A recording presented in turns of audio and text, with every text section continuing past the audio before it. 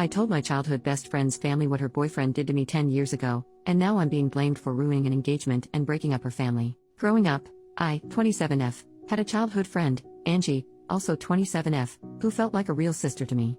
From the time we were 6 until we turned 18, we were inseparable, spending weekends at each other's houses, celebrating family events, and just being part of each other's lives. When my parents went through a messy divorce during my second grade year, I even stayed at her place for a while. Angie, who's Russian, taught me some of her language, and I taught her a bit of Spanish. Her older brother and younger sister were like family to me. In our teenage years, she had 2 close male friends. She ended up dating one, and the other, Nico, 29 now, who is also Russian, became my boyfriend when I was 17. Growing up I had issues with a heart condition. I won't bore you with the details, but I had to take a lot of meds, but got healthier starting from 16. I didn't have to take them daily but only when my heart rate became irregular, but then immediately, as it would become extremely painful, my heart would cramp and I would start to hyperventilate. All my friends knew this, Nico included, and that I would black out if my meds got taken with alcohol. I didn't smoke much or drink much growing up as a result, since I was worried about my health and only did drink at home or in a safe setting. Legal drinking age is 16 here, and I only drank wine or beer if at all. I had my first time with Nico at 17, and when my parents stayed at a retreat 2 weeks later he came over to have a date night.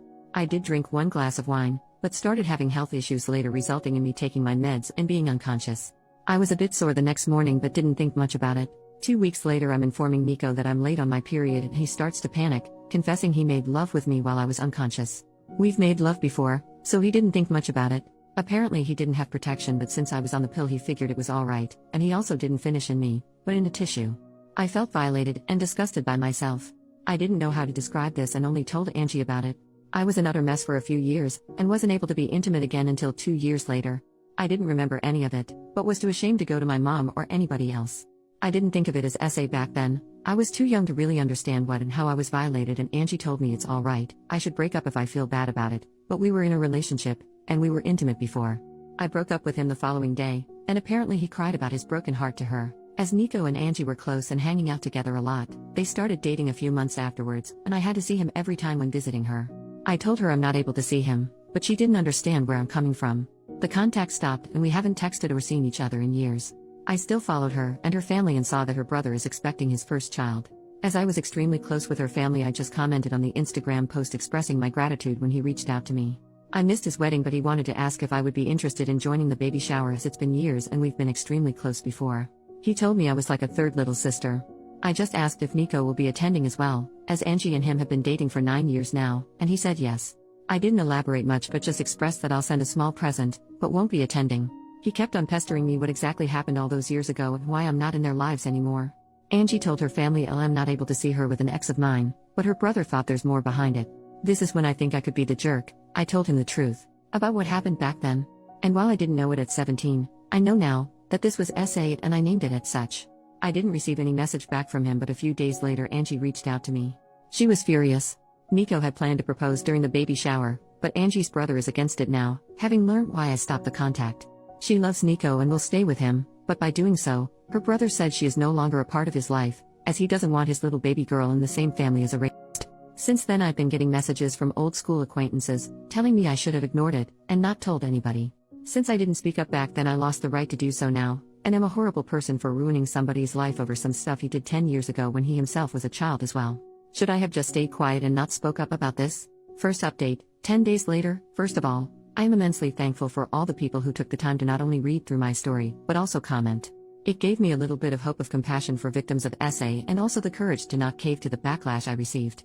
Mental update, reading all the messages defending my choices on speaking up made me realize how insecure I was on what I am allowed to do and how much I was trying to make it right to other people besides myself. This especially included Nico and Angie.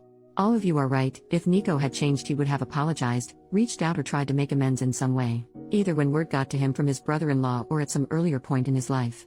My former best friend Angie should have been able to feel some sort of compassion if she had any respect for me as a human being or the time we spend together. Her reaction showed that I shouldn't hesitate on my actions. I went to therapy from 21 onwards and thought I moved on from the rape as best as I could, but I realized how ashamed I still am almost 10 years later about an incident that wasn't my fault at all. I was ashamed to speak up back then and afraid that people around me would look differently at me.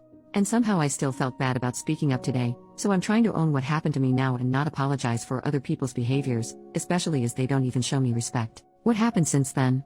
I archived every nasty message I got on WhatsApp so I wouldn't have to read them, but would have the proof if needed at a later point. Angie's mom called me crying the following day of the incident. I shouldn't have answered the phone, but during the 10 years of friendship I saw her as an aunt, almost a second mom.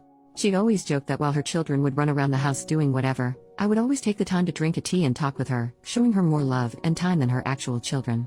While she said she's sorry for what has been and for what I went through as a child, she couldn't believe that I would ruin Angie's happiness over something like that. With Angie's brother refusing to have Nico as part of the family and Angie standing by Nico's side, it's divided their family and she is heartbroken. She has grown to love Nico like family as well and has known him for nothing more than a considerate young man who she knows will make her daughter happy. It wasn't nasty names or angry talk, just a heartbroken mother who faked to acknowledge my pain and saw the fault in me. Angie's mom tried to get me to apologize or to take it back, but I refused as I don't see the fault in me. With everything that has happened, I believe that Nico hasn't changed and is just hiding it better somehow. He can see how people are standing by him and supporting his behavior, so he won't have to change. And that is something I didn't want to indulge. Angie's mom not even once used the word rape, and I tried to correct her every time she talked about it, trying to name it for her to understand better, but she would just start sobbing more and it didn't make sense for us to continue to talk. Angie's mom used to be in contact with mine for some time, and she reached out to her after our talk. I was afraid that my mom would find out, since she's from a more conservative background. We had a long talk and I didn't get to see her physically yet, but she apologized for not being there for me or not making me feel like I can talk to her. I tried to calm her as best as I could, but when she asked me if my current partner knows I was used like that, I got angry. She was scared my partner would leave me if he found out, implying it was something that made me less precious or appealing. When she asked me to keep it a secret from our family abroad and in our country, I hung up. She was acting exactly the way I was afraid she would, as if it's something shameful. It was especially hard as I am trying my best to move away from the feeling of shame. She has since apologized, but it's clear that her view of me has changed. I don't yet know how to deal with it, but that's something to worry about in the next few weeks. As some of you suggested, I wrote Angie's brother, Sven, again and apologized for the mess, but I'm glad that it is out in the open and how proud I am that he's not defending his family. I asked if his old email is still working as I would just send a gift card. He didn't respond, but I got a message from his wife 2 days ago. She thanked me for speaking up and informing them about Nico. There were apparently a few moments that made her uncomfortable, some jokes Nico made, and in retrospective she can see why. Sven apparently informed her the moment he got my initial text, and both of them have since seen Angie but not Nico. She refuses to be in the same room or house as him, and same goes to their unborn daughter. Sven and Angie's mom has been at their place multiple times to beg to forgive Nico, and Sven caved a little. Angie and Nico will get married, Sven will attend but his wife will not. He is allowed in the family but not in contact with either Sven's wife or daughter. Those restrictions are not for Angie.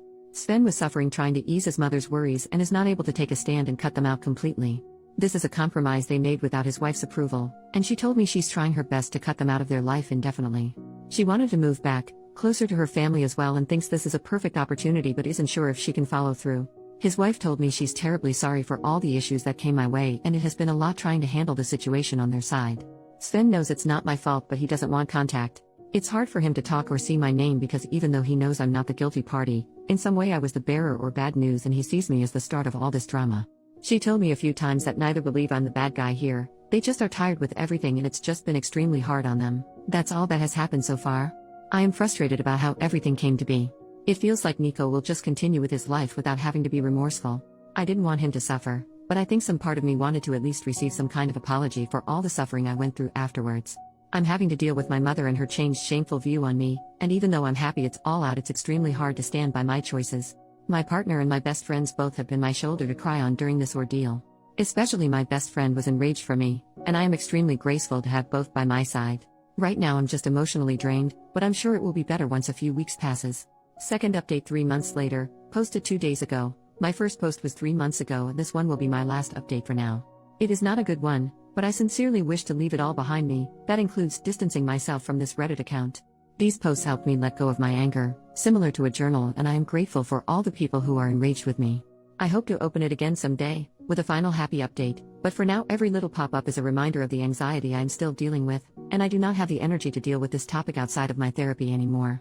I work in a very specialized field. To get the proper qualification it takes on average 6 to 8 years, bachelor, master and then state bar to be allowed to practice. While it is not very competitive, not a lot of people choose this profession, and it is highly sought after. My current company paid for my master's and my extensive course as preparation for the bar exam, and I have been doing well there. My HR department called on me 2 months ago. Apparently they have been getting a lot of outside calls from Angie's mother and other relatives, saying I am involved in Amy 2 scandal and being a liability for the company as I don't have issues ruining the lives of men. How they could imagine this could change anything I do not understand. I work for a global company, They have counted on me for years. I never had any issues prior, and quite frankly, they do not care. However, they have been getting frustrated with the amount of calls and apparently even reached out to the police, and the calls have stopped since.